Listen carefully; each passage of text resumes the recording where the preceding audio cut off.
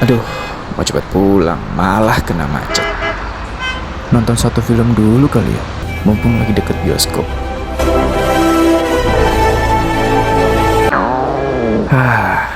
Apa mampir restoran dulu? Mending masakan istriku.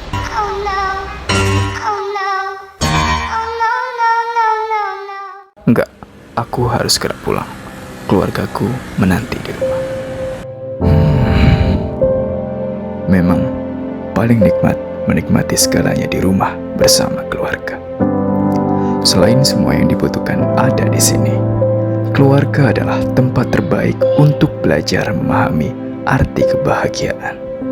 Selamat Hari Keluarga Nasional.